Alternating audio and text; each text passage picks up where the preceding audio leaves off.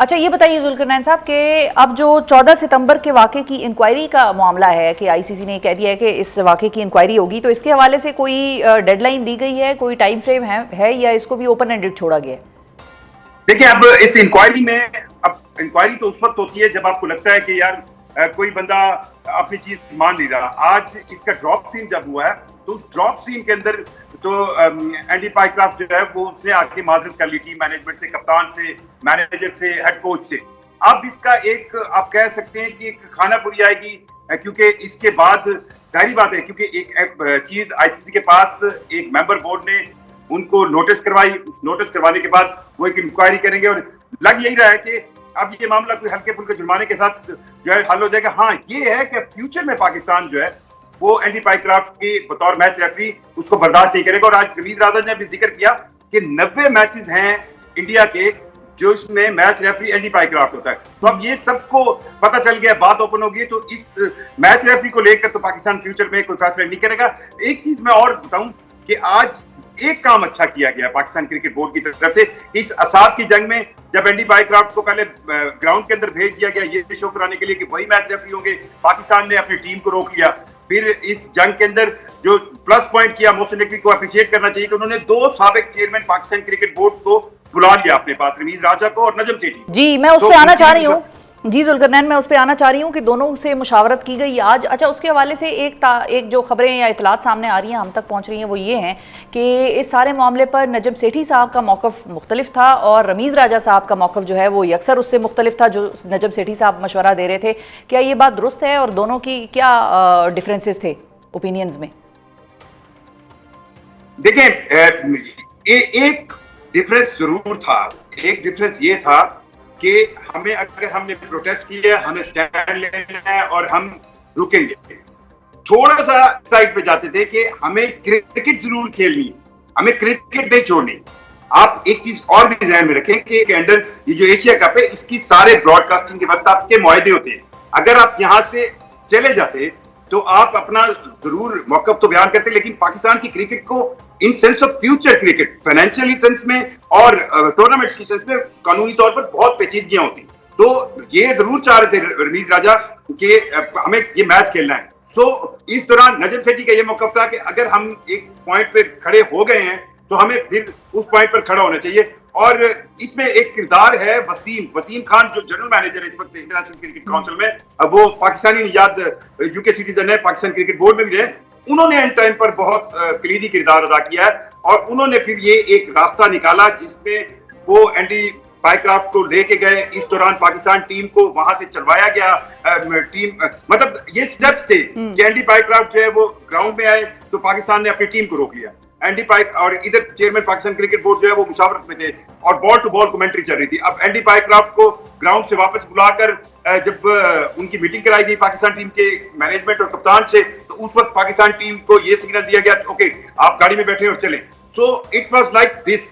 Opinion जरूर change थी, लेकिन मुझे यूं लगता है कि इस इश्यू में हम बहुत बहुत इज्जत के साथ विन किए। लेकिन अब जो आती है ना, अब आती है पाकिस्तान टीम की परफॉर्मेंस, वो अब हमें परफॉर्म करना पड़ेगा। और ये बात भी तय है कि हमें 21 सितंबर को भी इंडिया के साथ खेलना होगा। सो अब प्लेयर्स पे और समटाइम्स इस तरह के वाकयात जो है नेगेटिव जरूर। अच्छा, आप चूंकि जुल्करनैन खुद आ गए हैं परफॉर्मेंस और इंडिया के साथ खेलने के मामले पे आ गए हैं, अगर पाकिस्तान आज का मैच जीतता है तो भारत के साथ पाकिस्तान का इतवार के रोज मैच होगा, वो खेलना पड़ेगा पाकिस्तान को।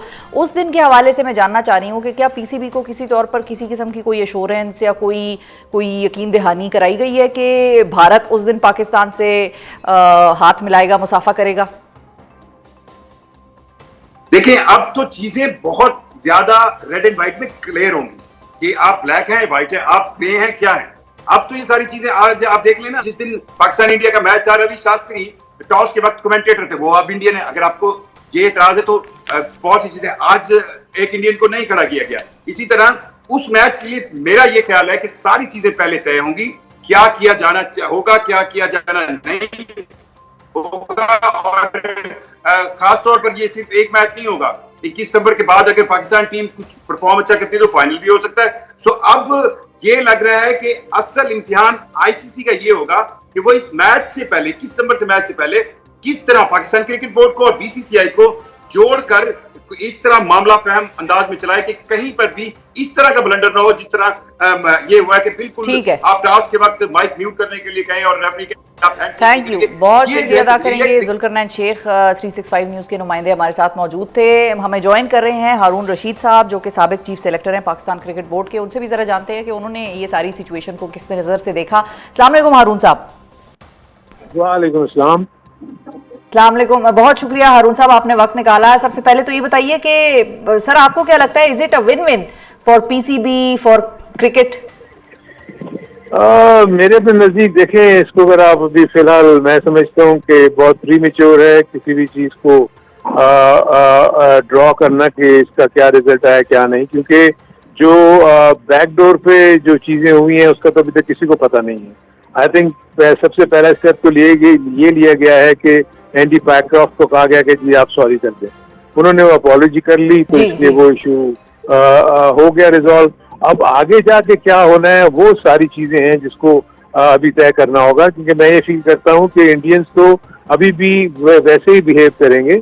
और दूसरी चीज आपने ये नहीं देखी कि इस पूरे एपिसोड में जो आज का परफॉर्मेंस है पाकिस्तान टीम का उसको भी अपने सामने रखना चाहिए कि ना तो पाकिस्तानी टीम के प्लेयर्स को ये श्योरिटी थी कि वो खेल रहे हैं कि नहीं खेल रहे, क्योंकि पहले एक स्टेटमेंट हुआ कि जी ठीक है अगर हमारी बात नहीं मानी गई तो हम पुल आउट कर लेंगे। जी, हम नहीं अब जब आपने पुल आउट नहीं किया उसके बाद आप सोचे ना प्लेयर्स का जो माइंडसेट है वो तो ऑब्वियसली वक्त के साथ साथ चेंज होता रहता है ना। और उसके बाद टीम ग्राउंड जाने के लिए तैयार हो गई, बस में बैठ के उनको बस से निकाल लिया गया और कहा कि आप वापस होटल में चले जाएं। तो आप सोचिए वो किस माइंडसेट के साथ आज का ये मैच खेलने आए हुए होंगे। I think I still think कि पाकिस्तान का जो टेल एंडर है वो अभी भी पाकिस्तान को थोड़ा सा सहारा दे देता है। आज फिर ये शाहीन शाह जो है एक बड़ी अच्छी इनिंग खेल के एक ऐसे स्कोर पे लेके जा रहे हैं जो पाकिस्तान जो है वो शायद डिफेंड कर ले। लेकिन मेरे अपने नजदीक जो आइंदा सिचुएशन है, अगर पाकिस्तान आज का ये मैच जीत लेता है तो इंडिया से तो फिर खेलना है। सो इंडिया की तरफ से तो ना ही आईसीसी की तरफ से ना ही इंडिया की तरफ से कोई आया एश्योरेंस के कि जी की हैंडशेक करेंगे या नहीं करेंगे, स्पिरिट ऑफ द गेम को सामने रखेंगे कि नहीं रखेंगे, ऐसी तो कोई एश्योरेंस नहीं मिली आपको इंडिया की तरफ से। ठीक है। अच्छा हारून साहब, चूंकि आपने खुद मैच खेलने की बात कर ली तो मुझे भी ये था कि आज के मैच के ऊपर आपको कैसा लगा पाकिस्तान की कारकर्दगी? वो तो ठीक है सारी बात के हम प्रिंसिपल्स की बात कर रहे थे, एक बड़ा प्रिंसिपल स्टांस हमने लिया हुआ था, लेकिन अगेंस्ट यूएई पाकिस्तान आज बमुश्किल 144 तकरीबन रन जो है वो बना पाया है। आखिरी ओवर चल रहा है ये। सो हम मतलब भारत के साथ फिर खेलेंगे तो क्या खेलेंगे? नहीं ये तो आप बिल्कुल आप ठीक कह रही हैं। देखिए अभी तक अगर मैं थ्रू आउट देख रहा हूँ पाकिस्तान को पिछले 1-1.5 साल से कि पाकिस्तान की टॉप ऑर्डर तो क्लिक ही नहीं कर रही ना। देखिए आपने इस प्रिटेक्स्ट में बाबर आजम को और रिजवान को टीम से निकाला कि जी उनका स्ट्राइक रेट अच्छा नहीं है। तो आप मुझे बताएं, अभी मैं जब पाकिस्तानी बैटर्स की स्ट्राइक रेट देखता हूँ तो किसी 113 है, किसी की 115 है, किसी की 120 है। सो मतलब आपने उनको सिर्फ निकालना ही था। मकसद ये है कि आपके पास कोई ना कोई तो रीजन होना चाहिए था ना कि आपने उनको अगर निकाल दिया तो उसी क्वालिटी के प्लेयर या उनसे बेहतर क्वालिटी के प्लेयर आपके पास आते ना।